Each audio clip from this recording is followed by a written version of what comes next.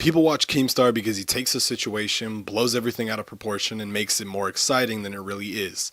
He's notorious for misinformation and public shaming with no consideration for who it affects. And if you haven't watched H3's video on this, I do encourage you to watch it. It's pretty informative. But if you haven't watched it, then here's the whole video in 300 times speed. Okay, now that we're on the same page, personally I think Keemstar is not that great of a guy. I don't think his content's interesting at all. But I want to dive into why he has a career and why it's a problem. A long time ago, I met Eric Andre at this event, and it was really cool. I took a picture with him. I had no idea who he was, but someone told me that he was famous, so I instantly was like, whoa, it would be so cool if I took a picture with him because he's famous, which is dumb because I didn't really know who he was. So it's like we're both strangers of each other, and yet I still chose to take the picture. Fast forward to like 2 years ago at the exact same event, I had these kids walk up to me and they were like 12 years old and they wanted to take a picture with me, and I was like, sure, like, yeah, for sure, I'll take the picture, because they seen my account and they know who I was. And the problem is that they did that in front of my parents, who didn't necessarily understand what I was doing on the internet or whatever this is. So there's no way for me to explain to them why I just took a selfie with a bunch of 12-year-olds. And ever since that day, I wondered, like, what would it be like for me to be treated like a celebrity constantly? People posting my personal information, sharing my private DMs from years ago, talking about my appearance openly, confronting and embarrassing me even if I'm having a bad day. All of these things we don't do to regular people.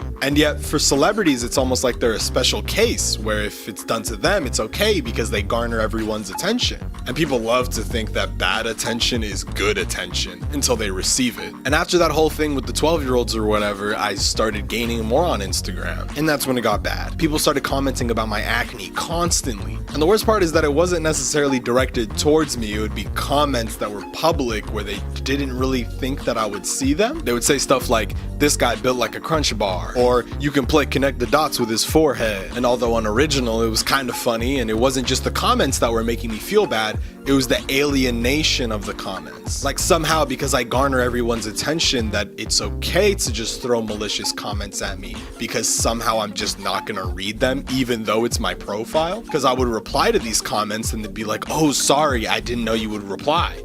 Then what was the goal? The only reply I can imagine to this is, it's just criticism. Which, let's just read the definition of criticism, shall we? The analysis and judgment of the merits and faults of a literary or artistic work. Wow. Now, although I'm flattered, it's my face you're talking about. If I walked up to some random stranger on the street and started critiquing his facial structure, I'd be considered a delusional asshole for going up to some guy and just being rude. But for some reason, it's completely okay to do to me. Why? Because I garner everyone's attention? You see this exact thing when you see an artist start to blow up. The comments aren't like, wow, did you hear about that new artist? There's always those people that want to shine out and pretend like they're not part of the hype. Like, pfft, they're not even that good. Like, they're not even good. Like, I remember when music was good? Like, I like that one guy. The only person you're hurting in that situation is the artist in question, because you're turning their success into a dilemma, as if their accomplishments are just too extraordinary. Another example is when Travis Scott filled Kylie Jenner's house with thousands of roses that he paid for Valentine's Day.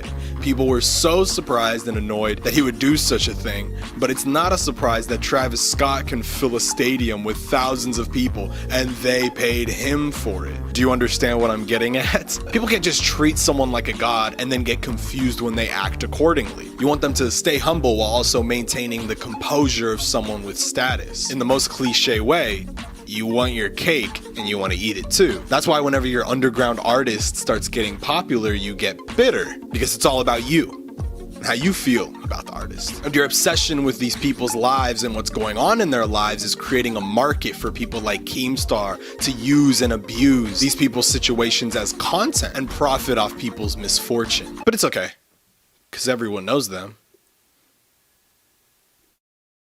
Thanks for watching. I hope I didn't hurt your feelings about anything. This is not meant to hurt anyone's feelings. Make sure to join my Discord. The link will be in the bio description thing or whatever. And yeah, peace out. I'll see you guys next week. Oh, weekly videos? Am I doing weekly videos? Maybe. I don't know. But see you next week. Bye. That was stupid. I don't know why I did that.